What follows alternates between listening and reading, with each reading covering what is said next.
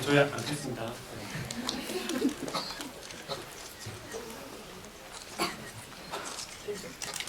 네, 지금 모데라터가 없어가지고 제가 대신해야 될 것 같은 모델을 먼저 그 감독님 영화 만드신 동기라든지 취지라든지 이런 부분에 대해서 간단한 얘기 듣고 바로 이제 영화에 대한 얘기 넘어가도록 하겠습니다. 예. 그 영화 만들게 된 동기는 저도 그 인터넷 세대이기도 하고 제가 10대 때 PC통신 처음 시작했었고요. 10대 때 웹브라우저 하는 거 나왔었고 30대 때 이제 SNS까지 왔어요. 그걸 쭉 겪었는데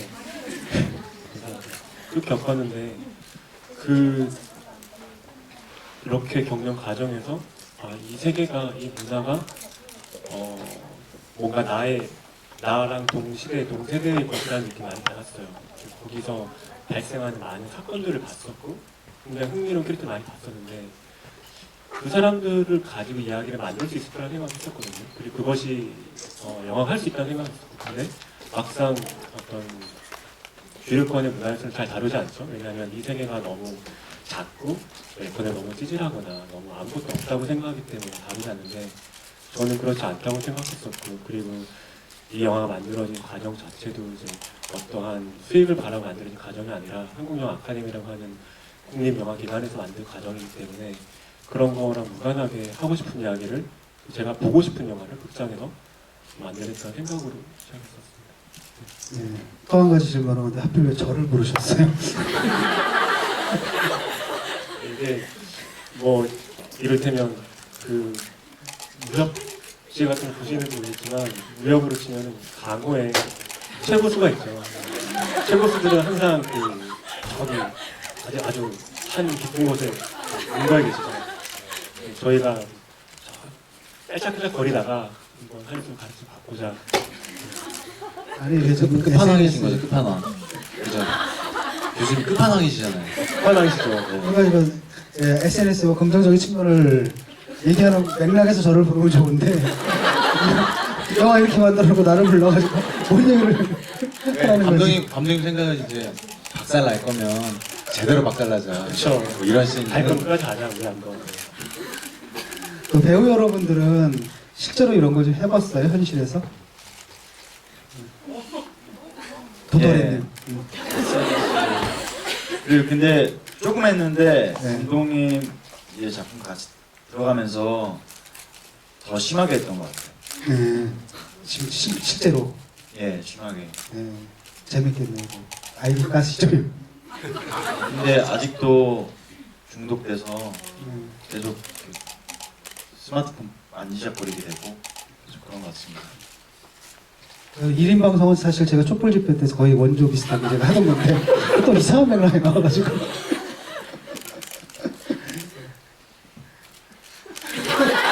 한 말씀 해주시죠.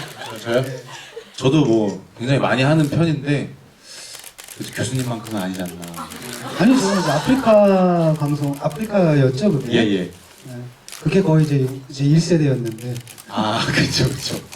그때 저도 처음 아프리카라는 걸 처음 존재를 알았고요. 네네. 그렇게 했었던 거고 저는 이제 이런 개인적인 맥락이 아니라 사회적인 맥락에서 아프리카가 우리가 이제 동시 점석이 500명밖에 안 됐는데 서버 빌딩에 아프리카로 가면은 당당 한 사람 200명까지 한다고 하더라고요. 그래서 500 곱하기 200 해가지고 우리가 동점이 그때 10만이 됐던 기억이 나요. 근데 지금 저는 이제 그런 맥락인 줄 알았는데 여기 딱 보니까 그 1인 방송 중계하는 맥락도 그렇고 지금 현피 뜨는 맥락도 그렇고 우리 현피 다 뜬다 그러면 우리 이제 바깥으로 시위하러 나가는 이런 걸 생각하는데 이거 그래서 제가 지금 상당히 난감해하고 있습니다. 이런 맥락에서 제가 뭔 얘기를 해야 될지.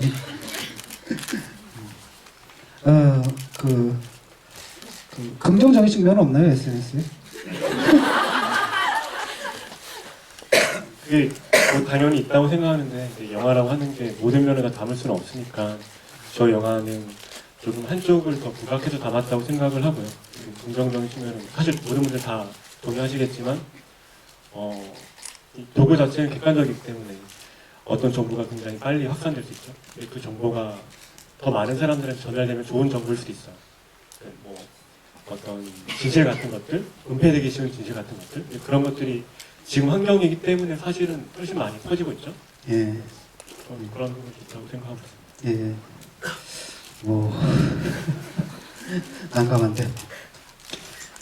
그냥 제 얘기를 좀 제가 그 SNS에 대해 생각하는 바를 좀 말씀을 드리는 게 좋을 것 같아요. 그러니까 저도 뭐 SNS라는 것은 거기에 긍정적인 측면도 있고 부정적인 측면도 있지만은 한 가지 분명한 것은 이건 이제 불가피하다, 비가역적이다. 그러니까 과거에 SNS가 없던 시절로 돌아가는 건 이제 불가능하다 이런 생각이고요. 그렇다면 남은 건 우리가 이 SNS에 대해서 어떤 태도를 취할 것인가. 그래서 그것이 갖고 있는 긍정적인 측면은 최대화하고 여기 영화 속에 정말 섬뜩하게 묘사된 이런 부분들 저도 얘기만 들었거든요. 왜냐하면 저는 이렇게 놀진 않았기 때문에. 한 복판에 계셨던 거 아니셨나요? 우리 이렇게 놀진 않았어요. 그러니까 저 같은 경우에는 되게 이제 소셜 이슈잖아요. 사회적인 이슈를 가지고 했고 공적인 담론이었고 그런 부분들이었지 이렇게 개인적으로 털고 이러는 것은 아니었는데 또 제가 그 리버럴리스트를 시도하고요. 그러니까 보면은 이제 우리가 아이디를 쓰잖아요. 근데 아이디라는 것이 컨닝 좀 할게요. 이쪽에 이제 다른 주체가 되는 거예요. 현실만이 아니라 완전히 사이버 공간에서 다른 주체가 되는 건데 그건 문제는 뭐냐면은 다른 사람들도 마찬가지라는 거예요. 다들 아이디를 상대해야 하잖아요. 그러니까 그 관계는 이제 피상적일 수밖에 없고 이른바 이제 진정성이 없는 관계라고 할 수가 있겠죠. 그래서 그 가상이 주는 가상 공간에서 내가 새로운 주체를 아이덴티티를 만드는 거잖아요. 그게 한편으로는 굉장한 뭐랄까 자유를 주기도 하지만 또 다른 한편은 그게 이제 허위잖아요. 거짓말이잖아요. 그래서 이 두 가지 모드를 이렇게 중첩되어 있는데 이걸 이제 어떻게 처리해느냐 거기서 많은 이제 실수들이 벌어지는 것 같아요. 그래서 저는 그 개인적으로 어차피 우리가 지금 한편은 가상현실 또 한편은 증강현실 이래가지고 혼합현실 속에 살고 있고 리얼리티 개념이 달라졌다는 겁니다. 그러니까 허구와 현실이 중첩된 게 이제 새로운 형태의 리얼리티가 있고 거기서 어떤 태도를 취해야 되느냐 할 때 저는 그걸 파타피지컬 모드라고 그래요. 이렇게 가상현실 중첩되어 있는 모드. 그러니까 한편으로는 이제 주체가 다양화될 수가 있잖아요. 현실에서는 나는 아이덴티티가 하나밖에 없지만 가상 공간에 되면 내가 또 다른 아이디어를 만들 수가 있죠. 니체 말대로 거기서 너 자신을 발명하라라는 굉장히 창조적으로 이렇게 만들 수가 있고 실제로 이제 페소아라는 사람이 있어요. 그 사람은 포르투갈의 시인인데 75개의 아이디가 있었어요. 그건 그때 그 사람은 이제 인터넷이 아니라 실제로 75개의 아이디로 각각 다른 인격을 살았어요. 그래서 글을 썼는데 그 75개의 문체가 다 달라요. 직업도 다 다르고 태어난 날도 다 다른데 죽은 날만 같아요. 네, 그 사람이 그런 게 굉장히 창조적인 거잖아요. 그러니까 아이덴티티라는 말이 정체성인데 동일성이란 말이잖아요. 항상 나는 나와 똑같아야 된다. 이걸 이제 풀어주는 게 굉장히 헤테로한 주체들을 할 수 있으면 참 좋은데 그런 방식으로 가는 게 아니라 이제 많은 경우에는 그러니까 우리가 개인이면 인디비주얼이잖아요. 인디비주얼을 디비주얼로 할 수 있어요. 그래서 그게 그대로 가면 참 좋은데 문제는 뭐냐면 이게 이제 자꾸 사람들이 그걸 주체를 다용하는 방식이 아까 영화 속에서도 나오듯이 그런 거거든요. 우리 아버지가 뭐 미국에 있고 형이 무슨 하버드에 다니고 나는 뭐 서울대 다니고 이게 창조적인 방식이 아니라 기존의 질서 속에서의 굉장히 반동적인 방식으로 이렇게 되고 그러면 이제 당연히 허위의 문제가 되어버리잖아요. 그러면은. 그래서 제가 기억하는 건 인터넷 초기인데 그때 복이라는 애가 있었어요. 복. 얘가 참 문학적으로 뛰어나거든요. 글을 쓰는데 이렇게 상용시 같은 걸 써요. 그 정사각형시 이런 거 있죠. 그래서 이렇게 상용시도 쓰고 이러는데 얘가 짜장면집 배달부거든요. 그래서 이제 짜장면에 들어가는 뭐 배달부의 그 사람들 막 쓰고 그래서 우리가 막 감동도 줘요. 막 배달하시는 분들한테 함부로 하면 안 되겠구나 막 이런 거. 재밌는 건 뭐냐면 걔가 다른 커뮤니티에서 뭐냐면 임상의예요. 그래서 의학적 용어를 막 늘어놓으면서 의사협 하는 거예요. 근데 그게 이제 뽀록이 났죠. 두 개 같다라는 거. IP가 같다라는 게 뽀록이 났는데 저는 그때 이제 우리 커뮤니티 사람들한테 인정해주자 그랬어요. 그 사람이 다른 아이디로. 사람들이 되게 막 뭐랄까 그 속였다고 우리를 속였다고 막 분개하더라고요. 그래서 그 사람이 이제 쫓겨난 적이 있었거든요. 그러니까 저는 그건 좀 괜찮지 않았는가. 굳이 그걸 딱 뭐랄까 밝힐 수가 있어야 되느냐 이런 생각이 들었고 사실은 이제 문제는 뭐냐면 나랑 그 제2의 사이버 주체 사이에 분열이 돼 있잖아요. 딱 분리가 됐기 때문에 많은 사람들은 그게 뽀록이 안 날 거라는 전제 위에 행동하는 것 같아요. 아까 도다리님처럼. 하지만 결국은 이제 그 뽀록이 날 수밖에 없잖아요. 근데 사실 원리적으로는 우리가 그게 인정을 해줘야 된다고 믿거든요. 저는 그거를. 그렇게 설사 IP 추적 같은 거 안 하고 그 사람은 그냥 또 다른 자아고 그다음에 그건 허위니까 그 허구의 수준에서 우리가 대응을 하면 되는데 많은 경우에 이제 그게 잘 안 되는 게 있고 또 다른 한테 그걸 하는 자신도 내가 분명히 새로운 인격을 만들었지만 그 가상의 인격과 나 사이에는 그 상업적인 책임이라든지 아니면 윤리적 책임으로 연결되어 있는 부분이 있는데 이걸 딱 끊어졌다라고 생각하니까 이제 법적 책임이나 윤리적 책임도 거기서도 자유롭다라고 믿어버릴 때 그때 이제 문제가 생기는 거고 그럴 때 이제 이런 뭐랄까 그 비극이죠. 굉장히 충격적인 비극들도 발생하는 것 같습니다. 이게 이제 좀 제가 본 느낌이에요.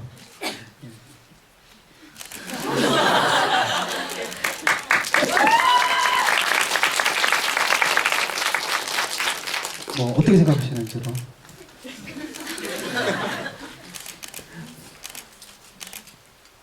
저도 그렇게 되면 참 좋다고 생각하고 있고요. 네.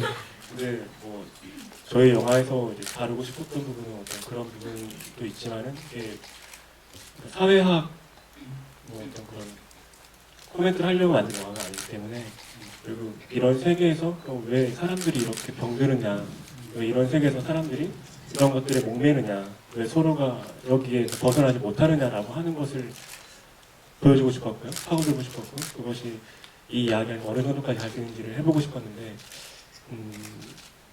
네, 저희는 그랬고 그런 맥락에서 지금 영화 보신 분들 아시겠지만은 저기 용민 조승 씨가 맡았던 캐릭터도 있고 그리고 영화 시작하자마자 죽어버린 미나연 캐릭터도 있고 그 두 명의 캐릭터는 실은 이런 세계의 이런 아이들을 대표하는 어떤 캐릭터라고 생각을 하고 있고요. 이 두 명이 사실은 동일한 캐릭터의 어떤 뭐라고 할까 서로의 얼터에고라고 생각을 했었어요. 저 같은 경우는 서로 분신이라고 생각을 하고 작업을 했었고 그런 맥락으로 왜냐하면 실제로 영화 안에서도 처음 시작과 그리고 마지막 전쟁이 반복되죠. 물론 그 결과는 다르지만은 반복되죠. 그것을 좀 생각을 하고 저는 작업을 했었고요. 네. 근데 사실은 이게 이제 SNS 문제이기도 하지만 SNS가 한국이라는 특수한 상황과 만나서 빚어진 문제일 수도 있다고 봅니다. 그러니까 이런 일이 가능한 나라는 제가 볼 때 지구상에 두 나라가 있는데 대한민국하고 중국일 것 같아요. 조금 다른 얘기인데 저 조금 그런 걸 느꼈던 게 저희 영화가 해외 영화제 한 번 갔었어요. 개봉하기 전에요. 스위스를 갔었거든요. 스위스라고 생각하시면 떠오르는 이미지가 뭐 요들송 이런 거 있죠. 갔는데 영화를 틀었는데 관객분들 질문을 해주시는데 질문이 뭐냐면 그런 거예요. 진짜로 있는 일이에요? 이게 무슨 뜻이에요? 이런 식인 거예요. 그러니까 영화의 컨텍스트를 하나도 이해를 못 하세요. 근데 그게 이제 그 도시에 있다 보니까 깨달은 게 뭐냐면 거기 사는 분들은 길을 걸으면서 핸드폰을 보진 않아요. 보지 않고 실시간 검색어란 개념 자체가 없어요. 그러니까 어떤 쏠림 자체가 없는 그런 문화 풍토더라고요. 그런데 그렇게 가보고 돌아오니까 우리나라가 이 커뮤니티가 이 문화 풍토가 얼마나 쏠림이 심한 곳이고 그 쏠림 우리가 아무렇지 않게 그 가운데 살고 있는지를 좀 깨닫게 되더라고요. 예. 그 인터넷이라는 게 사실은 이게 구술 문화거든요. 채팅하는 거 다 1인칭, 2인칭이잖아요. 옛날에 우리가 글이 없었을 때 정보를 말로 전달했잖아요. 그 대화로 하고 이랬는데 우리나라 사회가 문자 문화가 굉장히 전통이 짧아요. 그러니까 인터넷이 나왔을 때 완전 환영한 겁니다. 이 새로운 그 문자 문화 시대는 제가 이제 글을 쓰면은 1인칭 주체가 3인칭 주제에 대해서 쓰는 거고 독자들은 돈 내고 책을 보고 그걸 엿듣는 거잖아요. 근데 그게 아니라 2인칭, 2인칭이고요. 이렇게 된단 말이죠. 그러니까 예컨대 과학적인 부분하고 이야기, 인터넷은 이야기예요. 그러니까 여기서도 보면 계속 음모론 얘기가 나오잖아요. 음모론 얘기가 나오고 이런 것들이 그런 취향인데 유럽 같은 경우에 이제 문자 문화 전통이 있기 때문에 사람들이 이성적이고 합리적이거든요. 그 다음에 개인주의적이에요. 우리 같은 경우는 이제 걔네들은 이제 정보를 찾으러 인터넷에 들어가서 정보를 다운로드 받으면 끝이거든요. 우리는 찾을 정보 없이 일단 들어가서 접속부터 하고 돌아다니면서 한마디씩 다 하고 악플 달고 이게 인터넷 사용이 그쪽은 정보적이라고 하면 우리는 이제 친교적인 거죠. 친교적이고 이러다 보니까 이런 문화가 가능한 게 사실은 그래요. 전 세계 중에서는 구술 문화가 굉장히 많이 나온 나라들은 아직 인터넷이 IT 인프라가 덜 발달했어요. 반면에 이제 그 굉장히 IT 인프라가 발달한 나라들은 구술 문화가 아니라 문자 문화 전통이 있기 때문에 합리적이란 말이죠. 그래서 막 게임 같은 거 봐도 뭐 외국 사람들은 아마 콘솔 게임 같은 거 조금 하다가 나와버리고, 근데 우리나라는 항상 떼지고 막 MMORPG에서 떼지어가지고 몰려다니고 이런 거 좋아하는 것들이, 제가 볼 때 대한민국하고 중국이 일본만 애들이 안 돼. 물론 서양에도 이런 얘가 더러더 있을 거예요. 하지만 우리처럼 이렇게 일상적으로 벌어지는 애들은 없는 것 같습니다. 네, 맞습니다. 뭐 나만 얘기해. 또 하나는 이제 사실 긍정적인 측면이 뭐냐면 이런 거예요. 그러니까 커뮤니케이션의 수단이 다르잖아요. 방송이나 이런 것들은 옛날엔 다 일방적이었잖아요. 신문이나 방송은 다 일방적인데 인터넷의 특성은 이게 쌍방향성이에요. 그렇기 때문에 옛날에는 그랬거든요. 파놉티콘이라고 있죠. 이렇게 한 사람이 다 그러니까 응시 자체가 권력이에요. 응시 당하면 죽는 거고, 동물 세계도 그렇잖아요. 그러니까 다 카모플라주 이렇게 보호색 띄고 이런 거고, 파놉티콘이 있고, 그 다음에 예컨대 조지 오웰이 얘기한 Big Brother is watching you 이런 상황이었는데, 사실 인터넷이 모든 걸 바꿔놨죠. 왜냐하면 Big Brother is watching you지만 또는 We are watching you, Big Brother거든요. 그러니까 권력자들이 또 함부로 못하는 거예요. 공무원들이 제일 무서워하는 게, 정치인들이 제일 무서워하는 게 또한 인터넷거든요. 그런 측면이 있는데, 문제는 뭐냐면 이 대중들이 권력을 갖게 된 거. 나도 이제 응시만 당하다가 나도 이제 응시를 할 수 있는 거죠. 감시를 할 수 있게 됐는데, 그게 어디로 가냐면 서로한테 가는 거예요. 그래서 이제 Little Brothers are watching one another.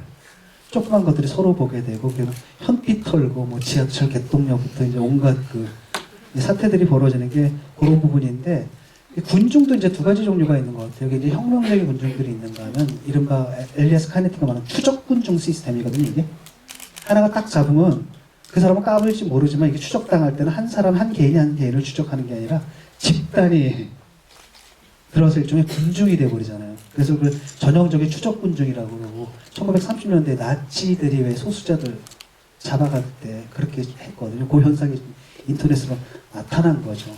하지만 군중화 자체는 제가 볼 때는 긍정적인 측면도 있고 부정적인 측면도 있는 것 같아요. 근데 문제는 우리나라 같은 경우에 특히 부정적인 측면이 너무 강하게 나타나고, 근데 그게 사실은 떨어지질 않아요.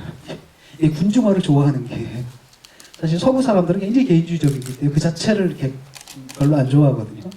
그러다 보니까 긍정적인 방향에서 군중화도 잘 안 됩니다. 예를 들어서 우리가 이번에 그 조현아식 사건 같은 경우에는 SNS가 없었으면 그냥 그거 묻힐 사건이에요. 사람들이 정의감이 있고 정의를 갖다 실현하려고 하니까 그게 이제 된 건데, 문제는 뭐냐면 사람들이 갖고 있는 정의에 대한 관념 자체가 다 올바른 건 아니거든요. 좀 전에도 보면 여기 사건에서 됐던 것들, 물론 이 사람 굉장히 잘못한 거예요. 잘못한 거지만은 그런 악성 댓글을 올린 건 사실이지만, 그렇다고 그걸 찾아가지고 사과를 받아야 한다는. 왜 사과를 받아? 자기한테 앞으로 하면 단 것도 아니잖아요. 이 굉장히 정의에 대한 왜곡된 관념들이 있고, 그걸 행사하려고 들고, 실제로 거기 가는 범죄에 가담하는 애들은 자기들이 사실은 굉장히 저열한 또 공격 본능을 충족시킴에도 불구하고 실제로 자기들이 무슨 대단한 공익을 위해서 정의를 행사한다는 어떤 착각들을 하고 있는 것 같아요. 그래서 그렇게 이제 벌어지는 것 같습니다. 이런 사건들이. 저희 영화에 나오는 카페 만들고 하는 행태는 여러분들 아마 잘 아시는 사진전 사건에서 많이 모티브를 가져왔었고요. 그런 이야기를 할 때 저도 계속 고민했었어요. 왜 이 사람들이 이런 정의를 부르짖을까? 왜 인터넷은 정의라는 표현이 많이 사용될까? 정의, 진실, 일반적으로 말하는 어떤 공동선의 가치들을 많이 부르짖어요. 근데 역설적으로 제 생각에는 그것이 지금 현 시대 오프라인 세계에서 발견되지 않기 때문에 그것을 많이 부르짖는 것 같아요. 근데 그 카페를 만들고 저희 영화를 다시 돌아왔을 때 어떤 범인이 있을 것이라고 생각하면서 쫓아가는 그 행태를 만들 때 그걸 이야기를 만들어 나가면서 제가 생각했던 거는 지금 시대가, 그리고 지금 인터넷 하는 많은 분들이 굉장히 많이 굶주려 계신 것 같아요. 무엇에 굶주려 계시냐면 어떤 이야기, 서사에 굶주려 계신 것 같아요. 이제 그래서 끊임없이 실시간 검색어가 떠야 되고, 그래서 지금 이 순간 이슈가 되는 토픽이 뭔지 내가 알아야만 되고, 그 토픽에 내가 접속을 해야 되고, 한마디 달아야 되고. 근데 제일 큰 토픽은 뭐냐면 내가 주인공인 토픽인 것 같아요. 근데 지금 저희 영화에서 캐릭터들한테는 그런 상황이 주어진 거죠. 이 친구들이 우연히 시작한 일에 이제 모든 인터넷이 더 관심을 가지고 달려들었죠. 그럼 그 순간에 이 아이들은 자기 삶에 있어서 처음으로 뭔가 관심을 받는 순간이 왔고 이야기의 주인공이 되는 순간이 왔어요. 그 순간에 이 이야기를 멈추고 싶지 않은 욕망이 발생할 수 있다고 생각이 들었고 그래서 그 욕망을 추동해가지고 계속 끊임없이 범인을 잡겠다고 이야기를 만들어 나가죠. 그런 부분이 저희 영화에서는 조금 과장되었을 수도 있지만 제 생각에는 그런 부분이 인터넷에서 많이 발견됐던 부분이 아닌가. 역설적으로 말해서 인터넷이라고 하는 공간에서 보여지는 그 많은 현상들, 많은 모습들은 편린들은 이제 저희 실생활에서 많은 분들이 좀 뭐 아닐 수도 있지만 좀 허무함을 느끼고 계셔서 그런 거 아닌가? 좀 지루함을 느끼는 그런 거 아닌가? 뭔가 더 큰 어떤 커다란 것에 내가 속하고 싶어서 그러시는 건 아닌가? 라고 저는 개인적으로 생각하고요. 네. 그 현실 자체가 게임이 되는 거죠. 일종의. 지금 보면은 그 리얼리티 쇼잖아요. 방송 그 카메라들 이렇게 들고 다니면서. 근데 그것은 자체는 그것이 보여주는 거는 현실에 실제로 일어나는 일이지만 또 그 자체는 하나의 쇼잖아요. TV 쇼잖아요. 이런 가운데 사람들이 이제 자기 역할을 하려고 하고 그건 뭐냐면 옛날에 영화를 보고 내가 주인공과 나를 갖다 동일시해서 그 사람의 성공에 기뻐하고 몰락에 슬퍼하고 이러는 건데 게임을 하는 사람들은 그게 아니라 자기가 직접 자기가 주체가 되어야 돼요. 그러니까 이런 플랫폼에 익숙한 대중들 같은 경우는 그저 남의 얘기를 듣는 것뿐 아니라 자기가 참여하고 싶어하고 뉴스의 소비자가 아니라 자기가 스스로 뉴스를 만들어내야 돼. 거기서 그때 이제 만족감을 느끼는 거죠. 바로 그래서 이제 실제로 예컨대 자기들이 무슨 수사 권한이 있지 않은데도 뭐 하려고 하고 그다음에 그 과정 속에서 자기들 영웅이 되려고 하고 그래서 전체 스토리텔링을 끌고 나가려는 욕망들이 있는데 일반적으로 말하는 게이미피케이션이라는 거 지금 말하자면 아까도 가상과 현실이 중첩돼 있을 때 결국은 현실과 이제 게임이 중첩된 그런 상황들이 인터넷에 굉장히 일반적인 문화고 그게 우리나라에서 아주 극명하게 나타나고 있다고 봅니다.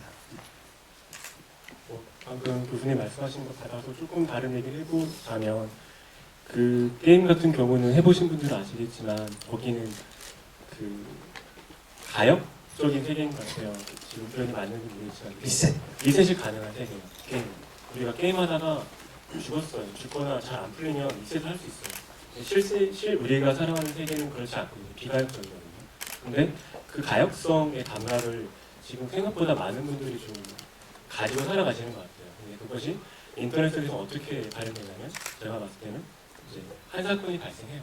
이렇게 끝나요. 그러면 또 다음 사건이 발생인데 그 사건의 형태는 가만히 뜯어보고 있으면 굉장히 동일해요. 패턴 자체는 굉장히 동일한데 이제 거기에 들어오는 어떤 그 인물과 상황이 좀 달라질 뿐이지 패턴은 동일한데 그것이 또 반복되고 또 반복되고 또 반복되는 것 같아요. 근데 뭐 저희 영화도 그런 맥락에서 그런 지금 형태를 띠고 있는데 네, 그런 생각.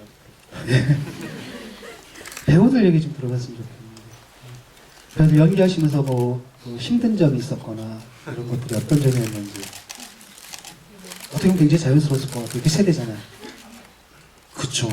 뭐 리셋되는 거, 뭐 결국에 윤민이랑 하영이도 자살하는 게 리셋이 불가능한 상황에 몰아붙였을 때 아마 그 친구들이 그런 선택을 하지 않았나. 뭔가 책임을 느끼고 그 책임을 어떤 짊어질 때 너무 무거워서 그런 선택이지 않았나 싶어요. 근데 사실 그 주체를 말씀하신 게 이 영화 자체는 되게 군중 심리로 나오고 어떤 그 용민이랑 지웅의 어떤 그 대변인이 있지만 사실 원래 시나리오에서는 처음 제가 봤던 시나리오에서는 진짜 제 분량도 많았을 뿐더러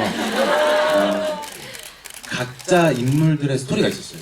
그러니까 그게 단순히 지금 군중심리 양계가 모아서 영화 쫙 가는 것도 있지만 그들이 거기에 합류하기까지의 이야기들이 있었어요. 사실은 원래 뭐 아르바이트생도 있었고 고등학생들도 뭔가 고등학생들이 뭐 영상을 보다가 인증해봐라 뭐 가냐 마냐 해서 어떤 자기네 책임감이 있어서 움직이고 그런 것들이 다 있어서 그렇게 움직이는데 얘기가 되지 않았나 그런 부분들이 많이 있었더라고요. 그래서 특히 인물들이 이제 연기를 할 때는 자기 스토리가 있는데 그게 지금 안 보여서 그렇지만 원래 감독님이 쓰신 이야기는 각자 스토리가 있었고 그 친구들이 거기까지 가는 데 있어서 다 꼭 군중 심리뿐만 아니라 본인이 뭔가 약간 뭐 희화시키자면 취미생활로 얘기할 정도로 그런 이유로 가지 않았나. 네, 아주 초창기 버전의 시나리오를 얘기하신 것 같아요. 버전이 되게 많았어가지고 후반부를 어떻게 풀 건지 고민을 많이 했었는데요. 그 후반부 어떤 도돌이가 이렇게 옥상에서 목을 매는 상황 자체는 있는데 그것까지 가는 과정을 누가 할 것이냐, 누가 주체가 될 것이냐를 가지고 많은 버전이 있었어요. 그 중에는 장세민 캐릭터, 그 호텔 사장님 캐릭터가 주축이 돼가지고 끌고 가는 버전도 있었고, 그리고 양계가 주축이 돼서 끌고 가는 버전도 있었어요. 그런 식으로 어떤 강력한 눈에 뚜렷이 보이는 대적자, 안타고니스트를 잡고서 풀어내려고 하다가 근데 그것이 이 영화랑 맞는가라는 생각을 했었고요. 그게 아니라 지금 저희 영화 보면 후반부 봤을 때 이제 사실상 그 후반부의 그 어떤 마지막 파고까지 가는 흐름을 한 사람이 만들어내지 않거든요. 그게 아니라 어떤 그 우수한 인명들, 알 수 없는 힘들, 지금 뭐 오늘 보지만 요한 씨 부분 보면 학원에서 오면 맨 처음에 나왔던 친구 2명이 나중에는 요한 씨한테 그런 얘기를 해요. 지금한테. 야, 용민이 그렇게 진짜 완전 객도라이었어라고 말하잖아요. 그런 옆에 있는 그 일반인들, 친구들이 내뱉는 한마디 한마디 그들이 가지고 있는 인식 하나하나가 결국에는 용민이를 몰아붙였다고 생각을 해요. 그게 지금 영화에 맞다고 생각이 들어서 이렇게 정리가 됐었고요. 뭐 잠깐 부언했었고, 네. 그리고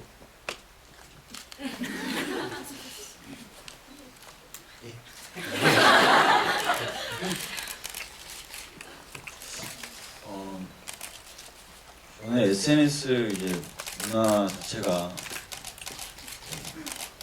용민이도 그랬고 저기 미나 형도 그랬고 일단 재미로 참여하게 된 거잖아요. 근데 용민의 제사에도 있었지만 군대에서 이렇게 몸뺑이 까다가 무슨 생각이 드는지 아는 이유를 찾게 된다. 군대에서는 SNS를 사용할 수 없잖아요. 근데도 군대 안에서의 계속 그런 억울함과 자기 신상을 털리고 이름까지 바꿨다는 그런 사실들이 그 2년 동안도 분노가 사그라들지 않고 그리고 해킹을 하고 근데 그 미나 형한테 복수를 하겠다고 한 자체는 사실 다 재미였던 것 같아요. 재미를 위해서인데 결과적으로는 미나 형은 자살을 하고 도돌이는 또 목을 메고 그런 것들이 되게 진중하게 느껴지는 것 같아요. SNS에 대해서. 무슨 말을 하는 거지? 현실 게임이다 보니까 그냥 게임이면 한 번 지고 끝나는데 이게 리얼리티 게임이다 보니까 져서 리셋하는 방법은 이제 목을 내는 수밖에 없게 되는 부분이 있고 그런 부분이 있는 것 같아요. 이제 그 수평폭력이라는 개념이 있잖아요. 아까 그 개별적인 얘기들 다 했잖아요. 모든 사람들이 아마 거기 그런 게임을 하게 된 데는 나름대로 개인적인 이유가 있을 거예요. 알바하다 뭐 하고 군대 있다가 뭐 하고 그런 개별적인 스토리가 있어서 그런 모인 사람들이 지금 일배도 하고 그러는 거잖아요.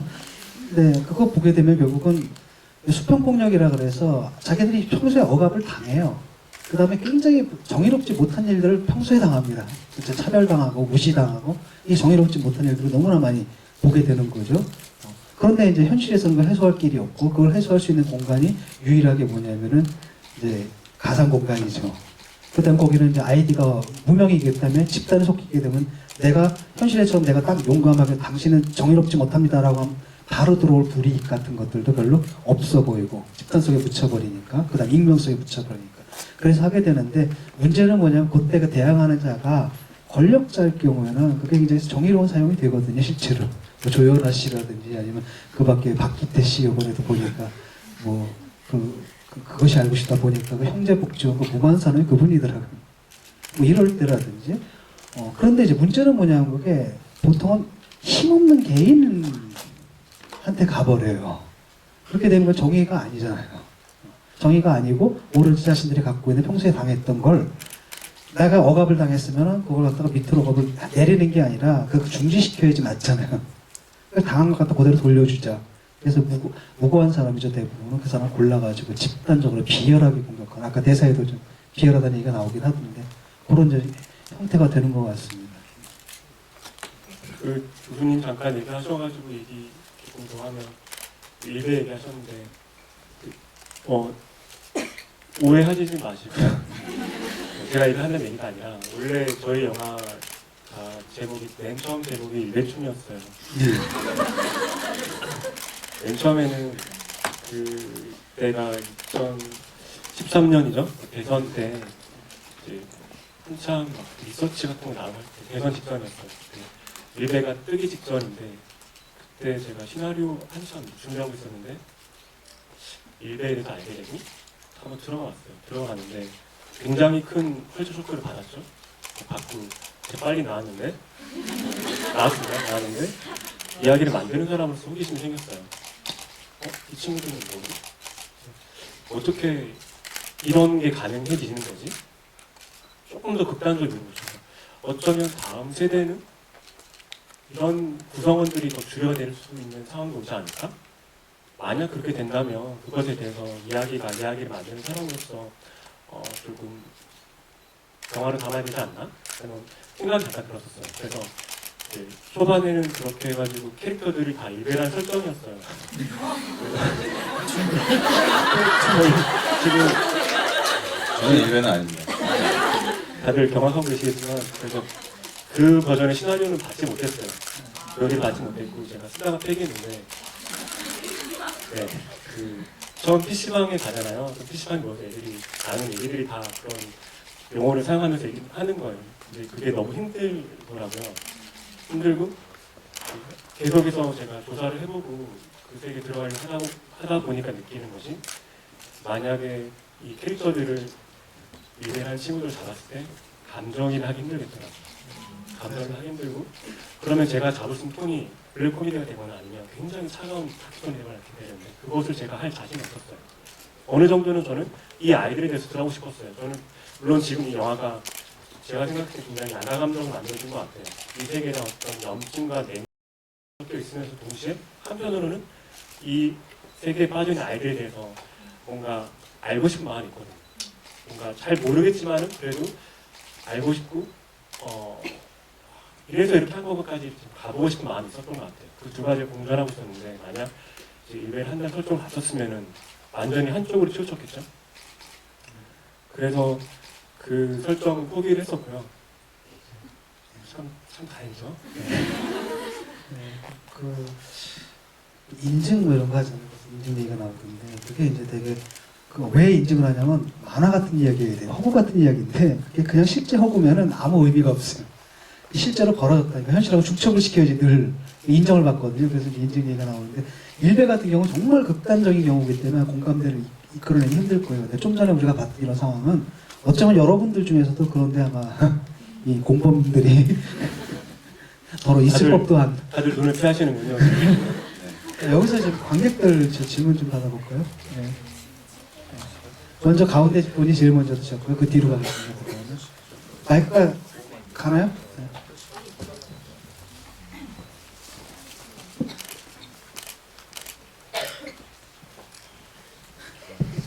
네, 안녕하세요. 몇 안 되는 남초입니다. 그 11월 달에 서울 독립영화제에서 소셜포비아를 이쪽 이관에서 봤었거든요. 지금 한 번 더 봤는데 역시 좋은 영화라서 감독님 감사드리고 또 배우님들 연기 너무 좋았고요. 또 진중권님 말씀 잘 듣고 있습니다. 조금 제가 궁금한 부분이 있는데 이제 감독님과 진중권 교수님께 좀 질문을 드리고 싶어요. 이제 영화에서 보면은 아까 음모론 말씀도 하셨는데 마치 음모론처럼 어떻게든 범인을 만들려고 한다는 느낌이 계속 받고 있어요.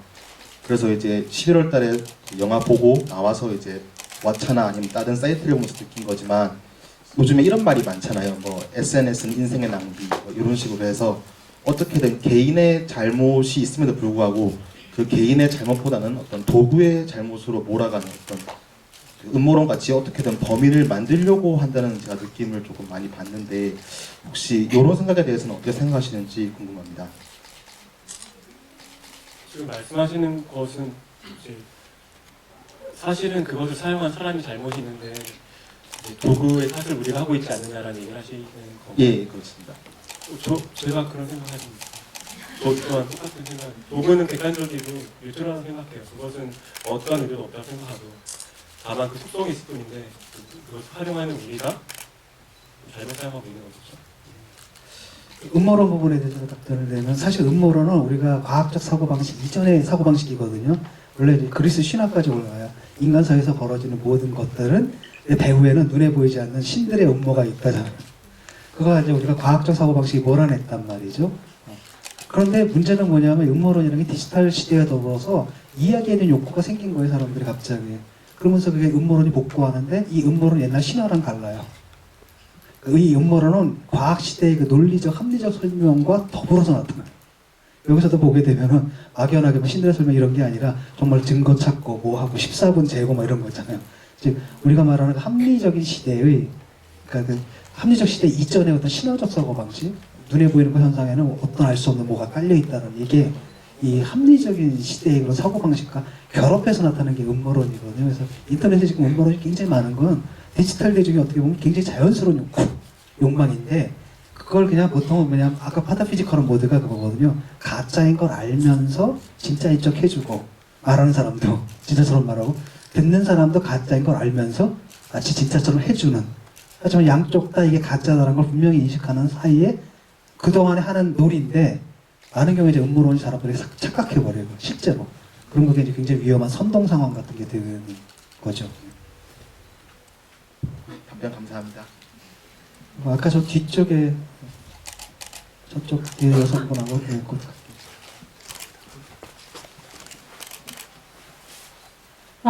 네, 저는 그 트위터를 포함한 다른 SNS를 좀 많이 하고 있는 사람인데요. 네, 진중경 교수님 포함해서 다른 분들 그 트위터도 많이 찾아보고 있고, 굳이 팔로우 안 해도 이게 리트윗으로 많이 뵀었거든요. 근데 요즘 보면서 그런 쪽이 있는데, 미성년자가 뭐 다른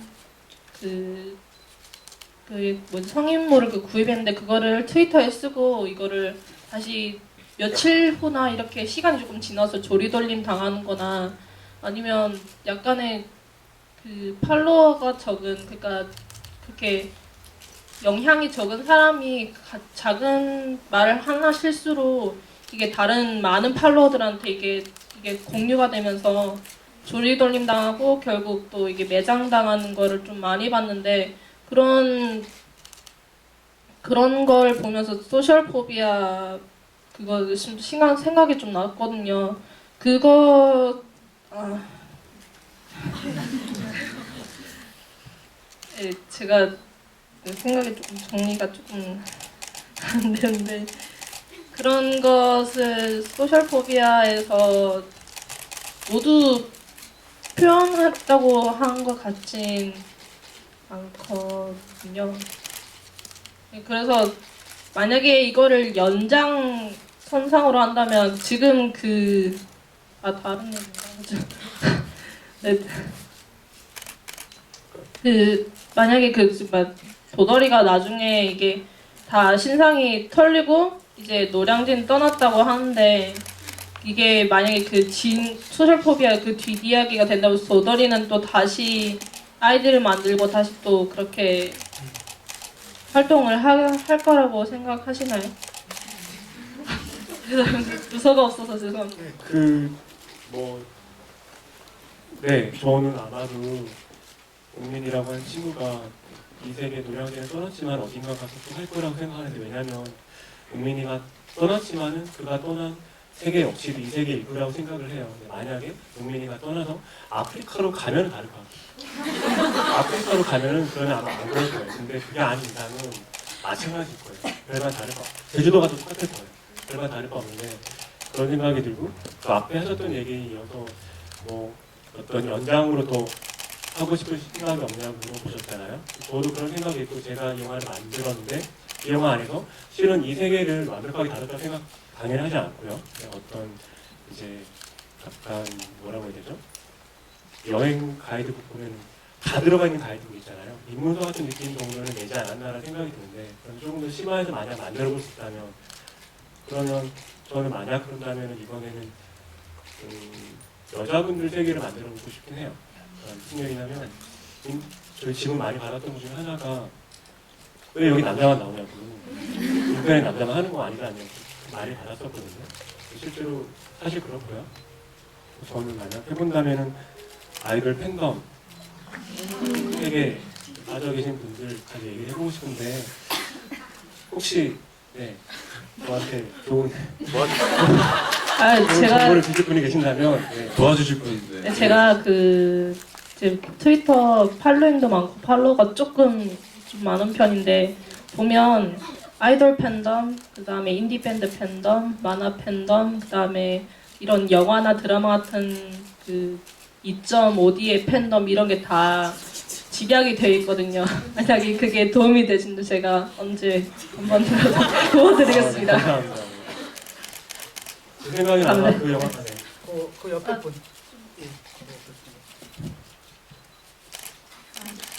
네, 안녕하세요. 네, 영화 잘 봤고 이렇게 시네마톡 참여해진 분들하고 교수님 얘기도 듣게 되어서 정말 영광이라고 생각합니다. 제가 우선은 영화 내용에서 드리고 싶은 질문이 하나가 있고 그 다음에 영화 결말 부분에서 드리고 싶은 질문이 하나 있는데요. 첫 번째는 민하영이라는 캐릭터가 오프라인에서 이제 뭐 서로의 글을 비판하고 주고받는 시간에서 그런 캐릭터성을 가지고 있다는 걸 이렇게 딱 집어서 고정시킨 이유가 궁금하고요. 그 다음에 두 번째는 이제 마지막 지웅의 대사에서 아직도 인터넷 상에는 민하영의 타사를 믿고 있는 사람들이 있다라고 했는데 그렇다면 지웅은 민하영이 자살을 했다라고 생각을 하는 거잖아요. 그런데 그런 거에 있어서 이제 참여진 분들이나 교수님의 생각은 어떤지 그게 궁금합니다. 전자는 제가 그럼 질문 그 답을 드릴게요. 그 미나영 캐릭터를 딱 구정시킨 이유는 반대로 제가 추측해 보면은 질문 주신 분께서는 미나영 캐릭터가 어떤 그런 캐릭터가 없는 오히려 더 모호한 위령에 가까운 존재이면 더 좋지 않았을까라고 생각하고 계신 건가요?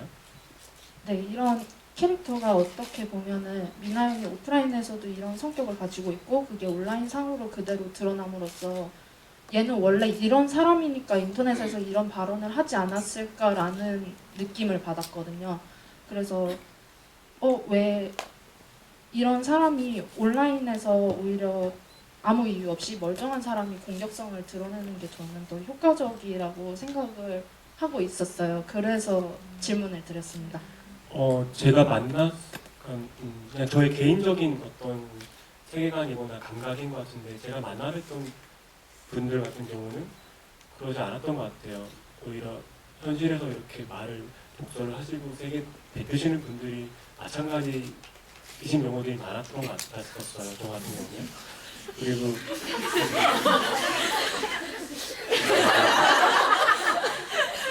그리고 그 캐릭터를 구체화시켰던 이유는 이 이야기가 영화 그때 구조를 보시면 아시겠지만 그 대학교 내려가기 전까지는 미나영이 왜 죽었는지를 묻지는 않아요. 단지 범인이 있다라고 생각하고 그 범인은 찾으려고만 하죠. 살인마가 있을 것이라고. 하지만 사실은 정말 이야기를 들어가야 하는 질문은 무엇이냐면 우리가 어쩌면 우리 때문에 한 여자가 죽었는데 그 여자는 왜 죽었을까? 그 여자는 어떤 사람일까? 라는 걸 물어봐야 되는데 안 물어봐요. 근데 그거를 실은 물어봐야 된다고 생각했어요. 이 여정에서는. 그것을 물어보고 그 미나영의 과거 장면이 나왔을 때 비로소 제 생각에는 이 영화가 그냥 뭐 범인 잡는 이야기를 만들었던 게 아니었기 때문에 비로소 만들어진 이유가 된 거 아닌가라고 저는 생각했었거든요. 그것이 전달되었으면 좋겠고 만약에 납득 못하라고 하시면 슬프지만 어쩔 수 없어요. 하나만 더 받아야 되는데 아까 이분이 오래전부터 손을 드셨거든요. 그래서 요분이 먼저 손을 드셔가지고 죄송합니다. 돌아서.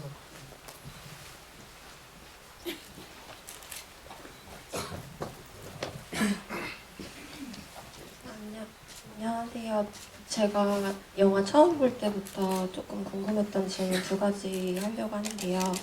첫 번째는 감독님이랑 주승 배우님께 물어보고 싶은데 은민이랑 캐릭터가 피해자일 수도 있고 가해자일 수도 있잖아요. 뭔가 양면성을 드러내는 역할이잖아요. 근데 제가 처음 볼 때는 용민이가 가해자라는 생각을 많이 했고 두 번째 볼 때는 피해자라는 생각을 많이 했어요. 근데 감독님은 처음 시나리오 쓰실 때 용민이라는 캐릭터가 그러니까 가해자인지 피해자인지 어느 쪽에 더 중점을 두고 쓰셨는지 궁금하고 주승 배우님도 어느 쪽에 더 중점을 두고 연기하셨는지가 궁금하고요. 두 번째 질문은 미나 형이 자기 트위터 해킹했다는 사실을 알잖아요. 심지어 자기를 현피하러 오는 그 방송도 보고 있고. 근데 제가 생각하기엔 미나 형이 개인적으로 어떤 노력을 했을 거라고 생각하거든요. 뭐 자기 트위터가 해킹했다고 트위터를 한다든지. 근데 그런 부분이 안 나와서 조금 의아했었는데 그거에 대한 어떤 비하인드 스토리가 있는지 궁금합니다. 중심 먼저 일단 용민이라는 캐릭터를 제가 연기했을 때는 가해자라는 존재가 일단 깔려 있고 그 안에서의 약간 자기 합리화죠. 자기도 피해자라는 그런 생각이었던 것 같아요. 그래서 용민이가 옥상에 목매달아 갈 그런 심리 자체도 저는 죄책감이 가장 컸던 것 같습니다. 이런 부분이 저랑 조금 달랐었는데 저는 그 용민 캐릭터가 이제 이 사건을 다 만들어내는 캐릭터가 되죠. 그러한 뭐라고 하지 이렇게 더 나쁜 놈이라고 생각하기 쉬운 관점으로 좀 더 만들고 싶었던 것 같아요. 더 이 아이의 이상한 만들어내지 않으면 안 된다고 하는 그런 것들을 더 부각시키고 싶었는데 근데 이제 영화 찍다 보니까 주승 씨 얼굴이 그렇게 나쁜 놈처럼 안 보여요. 되게 뭐라고 하지? 이렇게 안쓰러운 느낌이 많이 생각이 있어요. 골목길 싸울 때 그런 느낌 있잖아요. 그러면서 저도 이렇게 좀 바뀌었던 것 같아요. 바뀌었던 부분이 있고 그것이 이 영화에 오히려 더 도저히 용민 캐릭터에 좀 더 우리가 다가갈 수 있는 들어갈 수 있는 여지를 주지 않았나 생각하고 마지막 그 장면 같은 경우는 그 장면 기억나는데 주승 씨는 죄책감이라고 얘기했었고 저는 복수심이라고 생각했던 것 같아요. 그것이 이 세계에 대한 이들에 대한 현피 멤버들에 대한 복수심인가요? 그게 현피 멤버들의 한정치는 않을 거야. 그냥 그런 상황이 되면은 사람은 대상을 두고 말하는 게 아니라 그냥 전부를 다 나랑 대적하는 상대로 놓거든요. 그랬다고 생각을 하고 그리고 지금 하나 더 있던 게 마지막 미나 형 같은 경우는 저희 제 생각에는 미나 형이 이미 저희 영화 시작하기 전에 매장이 강했죠. 그리고 그 앞에 대학교 장면에서 알 수 있듯이 그녀는 굉장히 공격적인 사람인데 반대로 그녀는 굉장히 약한 사람이기도 해요. 제가 봤던 사람들은 자기 공격하는 걸 너무 무서워하기 때문에 공격하는 사람들이 많았었어요. 공격하는 순간은 자기 공격 못하니까. 미나 형도 그런 캐릭터라고 생각했었고요. 그런 사람이 매장을 당하고 디프레스 된 상황인데 그리고 보면 알지만 주변에 사람이 없어 보이잖아요. 뭔가 좀 그런 캐릭터인데 자기도 모르는 사이에 트위터킹 당했고 그리고 신상이 털렸고 그리고 실시간으로 방송이 되는 와중에 남자들이 뭉쳐가지고 자기를 찾아온대요. 어느 순간 나도 모르는 사이에 너무 뭐라고 할까? 여러 가지 감정이 있을 것 같아요. 억울하고 분하고 공포 뒤죽박죽 되어 있는데 그런 상황에서 미나 형이 그 순간에 그걸 보고 있죠. 양계가 준비하고 있는 방송을 보고 있죠. 제 생각에는 그때 미나 형은 아마도 도돌이를 발견했을 거예요. 도돌이가 거기 있으니까. 근데 그것이 그녀한테 트리거가 되지 않았을까. 사실 그 레케미킹하는 장면에서 저희가 그래서 그걸 좀 더 살리려고 주승 씨가 내뱉는 대사가 있어요. 지웅아 일로 와 이런 대사가 있어요. 그게 잘 살지는 않더라고요. 아쉽긴 한데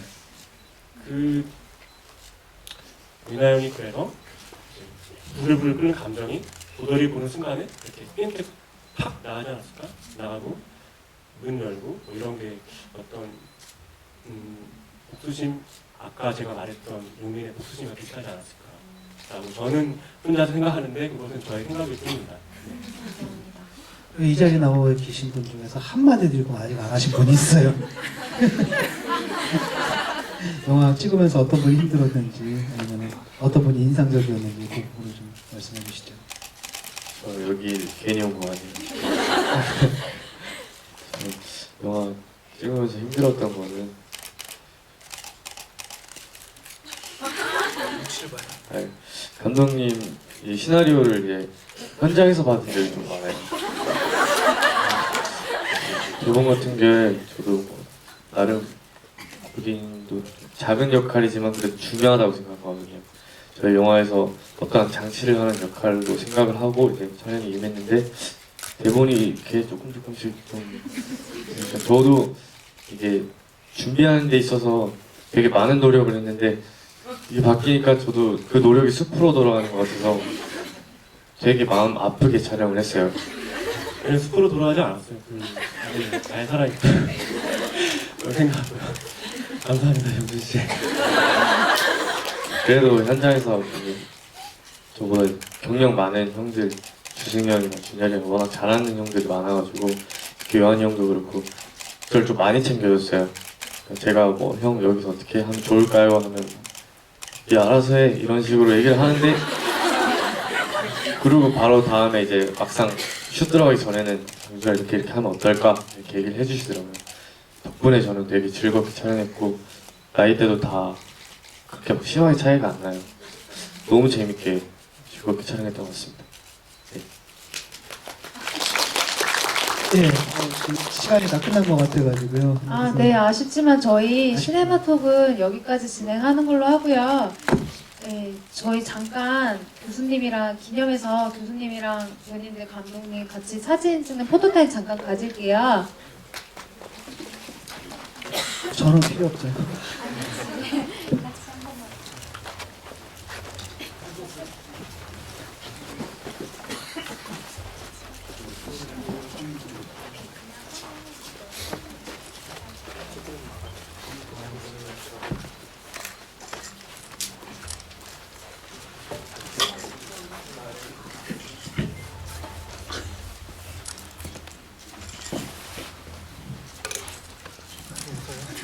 찍으시면 됩니다. 정면 아래 한번 봐주세요. 다정하게 찍으래요. 여기 한번 봐주세요. 교수님 다정하게 찍어주세요. 제가 이게 옆으로 빠지는 게 분류학적으로 좀 살짝 보일 것 같아요. 저희 화이팅 한번 할까요? 제가 할게요. 네. 하나, 둘, 소셜포비아 파이팅! 이쪽에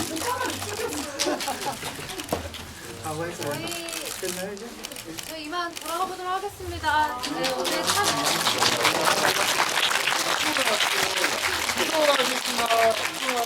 이거 여기까지